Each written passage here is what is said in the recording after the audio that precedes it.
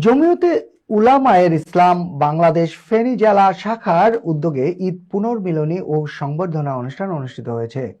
বৃহস্পতিবার শহরের একটি অভিজাত কনভেনশন হলে এই অনুষ্ঠানের আয়োজন করা হয়। অনুষ্ঠানে প্রধান অতিথি হিসেবে উপস্থিত ছিলেন ইউরোপ এনটিভির উপস্থাপক ও আলোচক, লন্ডনের বিলাল একাডেমি অ্যান্ড মসজিদ ও বার্মিংহামের খতিব মাওলানা সালাউদ্দিন জাহাঙ্গীর। জমিয়তের জেলা সভাপতি হাফেজ মাওলানা তাহের সাঈদের সভাপতিত্বে অনুষ্ঠানে বিশেষ অতিথি হিসেবে উপস্থিত ছিলেন ফেনী জেলা বিএনপির যুগ্ম আহ্বায়ক ইয়াকুব আলী, হেফাজতে ইসলাম বাংলাদেশ ফেনী জেলা শাখার সেক্রেটারি মাওলানা ওমর ফারুক এবং পৌর বিএনপির সদস্য সচিব অ্যাডভোকেট মিসবাহ উদ্দিন ভূঁইয়া।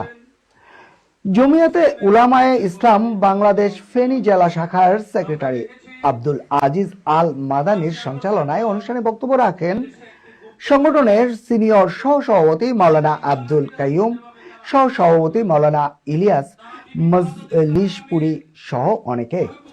আলোচনা শেষে জেলার কৃতি সন্তান এবং মিডিয়াতে এক যুগেরও বেশি সময় ধরে কর্মরত বিশিষ্ট মিডিয়া ব্যক্তিত্ব মাওলানা সালাউদ্দিন জাহাঙ্গীরকে সম্মাননা প্রদান করা হয়।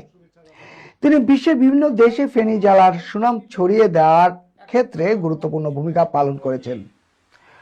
অনুষ্ঠান শেষে অতিথিরা জমিয়তে উলামায়ে ইসলাম বাংলাদেশ ফেনী জেলা শাখার পক্ষ থেকে একজন হতদরিদ্র দিন মজুরের হাতে ব্যাটারি চালিত একটি অটো রিকশা তুলে দেন।